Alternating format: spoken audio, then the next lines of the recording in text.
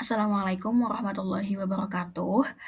Pada kesempatan ini, kelompok kami akan mempresentasikan hasil analisis kami mengenai kelayakan investasi warung nasi Lala Larissa. Presentasi ini merupakan bagian dari tugas mata kuliah penganggaran.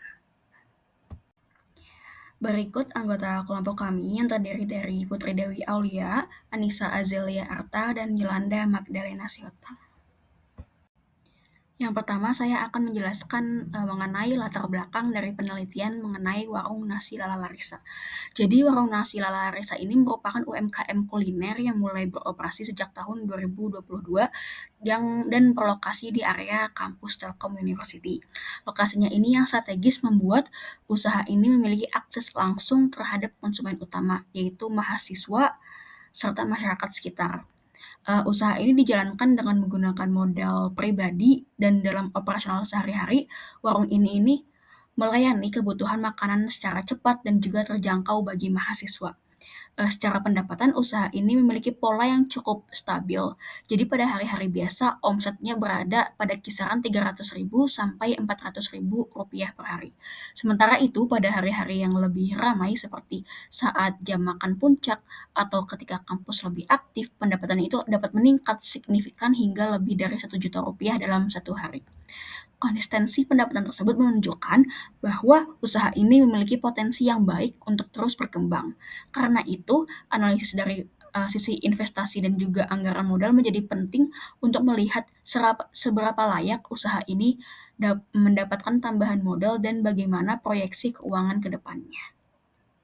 Kemudian pada rumusan masalah dalam penelitian ini itu berfokus pada penilaian kelayakan investasi bagi warung nasi Lala Larissa.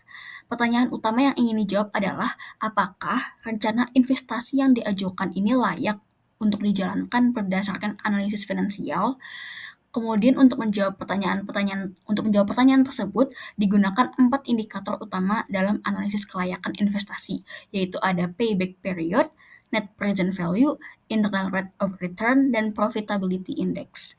Keempat metode ini dipilih karena mampu memberikan gambaran yang komprehensif mengenai seberapa cepat modal kembali, berapa besar nilai manfaat bersih yang dihasilkan, bagaimana tingkat pengembalian investasinya, serta seberapa besar efisiensi dari modal yang ditanamkan.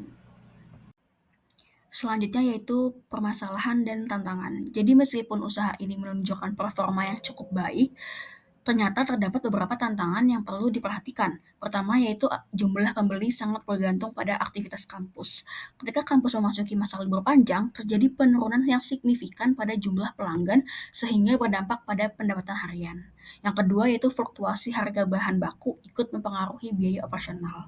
Jadi kenaikan harga bahan pokok ini membuat pemilik usaha harus mengatur stok dengan lebih hati-hati agar tidak menimbulkan pemborosan atau selisih harga yang terlalu besar.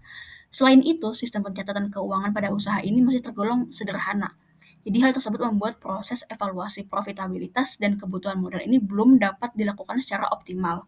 Tantangan-tantangan ini menjadi salah satu alasan mengapa analisis investasi ini diperlukan, agar keputusan yang diambil didasarkan pada data dan perhitungan yang jelas, bukan hanya berdasarkan pengalaman ataupun perkiraan. Nah, selanjutnya kita akan membahas mengenai analisis kelayakan investasi untuk warung nasi Lala Larissa. Pertama, mari kita lihat kebutuhan investasi atau modal awal yang diperlukan. Total modal awal adalah 10 juta rupiah. Dana ini akan dialokasikan untuk beberapa pos penting, yaitu pengadaan bahan baku, perlengkapan operasional, kas kerja, dan cadangan modal. Sumber dana proyek ini berasal dari tabungan pribadi dan dukungan dari keluarga. Nah, selanjutnya di slide ini, mari kita telaah arus kas harian berdasarkan kondisi warung nasi Lala Larissa. Pada hari sepi maupun normal, pemasukan harian rata-rata adalah Rp650.000, sehingga saldo akhir kas harian mencapai Rp375.000. Sementara pada hari ramai, pemasukan harian melonjak hingga Rp1.250.000 dengan saldo akhir kas sebesar Rp975.000. Dari perhitungan arus kas rinci, didapatkan cash flow bersih tahunan warung nasi Lala Larissa adalah sebesar Rp54.750.000. Angka cash flow tahunan ini kemudian digunakan sebagai dasar utama kita untuk melakukan analisis kelayakan investasi. Sekarang kita berlanjut ke bagian krusial.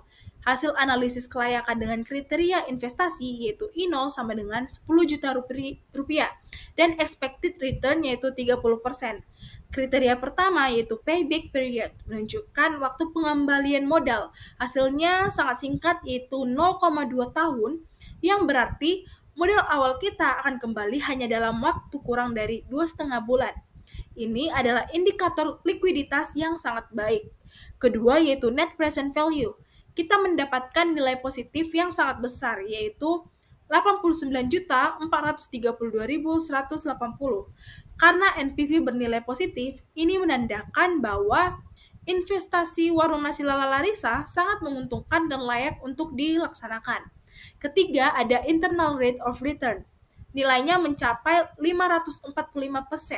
Angka ini jauh di atas expected return sebesar 30%, menunjukkan profitabilitas yang sangat tinggi dan proyek ini layak dijalankan. Terakhir, ada profitability index. Nilainya adalah 9,94. Karena nilai PI lebih besar dari 1, ini artinya setiap rupiah modal yang diinvestasikan menghasilkan hampir 10 kali lipat keuntungannya. Proyek ini layak untuk diinvestasikan. Secara keseluruhan dari keempat kriteria analisis kelayakan investasi, warung nasi Lala Larissa menunjukkan hasil yang sangat layak dan menguntungkan. Pada bagian pembahasan ini, saya akan menjelaskan lebih dalam mengenai hasil analisis kelayakan investasi di warung nasi Lala Larissa. Dari analisis yang dilakukan, usaha ini dinyatakan sangat layak. Salah satu faktor utamanya adalah karena arus kas yang masuk cukup stabil dari hari ke hari. Stabilnya arus kas ini terjadi karena lokasi usaha yang berada di sekitar lingkungan kampus.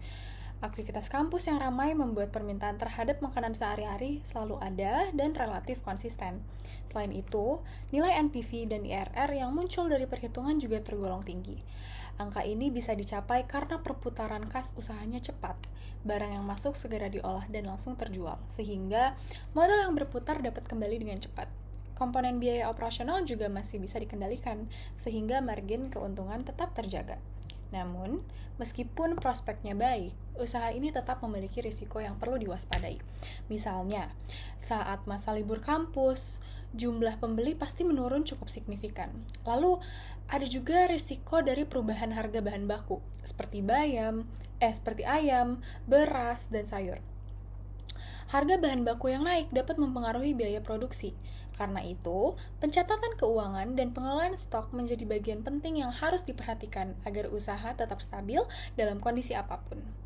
Secara keseluruhan, pembahasan ini menunjukkan bahwa usaha memiliki potensi keuntungan yang tinggi, tetapi tetap membutuhkan pengelolaan yang konsisten untuk menjaga performanya. Selanjutnya, pada bagian kesimpulan, investasi ini secara keseluruhan dinyatakan sangat layak. Hasil perhitungan menunjukkan payback period yang tergolong singkat, artinya modal awal bisa kembali dalam waktu yang cepat. Nilai NPV yang positif besar dan IRR yang tinggi menunjukkan bahwa tingkat pengembalian investasinya sangat menguntungkan. Sementara itu, PI atau Profitability Index yang kuat menjadi bukti tambahan bahwa usaha ini memberikan nilai tambah yang cukup besar bagi investor. Selain angka-angka tersebut, stabilnya arus kas dan struktur modal yang aman menjadi indikator bahwa usaha bisa bertahan dalam jangka panjang. Dengan pengelolaan yang baik, usaha ini memiliki prospek keuntungan yang sangat baik dan berpotensi terus berkembang. Untuk bagian saran, ada beberapa hal yang sebaiknya dilakukan oleh pemilik usaha. Yang pertama adalah memperbaiki sistem pencatatan keuangan. Dengan pencatatan yang rapi dan terstruktur, pemilik bisa lebih mudah memantau arus kas, keuntungan, dan pengeluaran. Hal ini juga mencegah kebocoran biaya yang mungkin tidak terlihat. Lalu yang kedua adalah pengelolaan stok bahan baku. Jumlah stok sebaiknya disesuaikan dengan pola pembelian pelanggan agar tidak terjadi pemborosan atau kekurangan bahan saat jam ramai.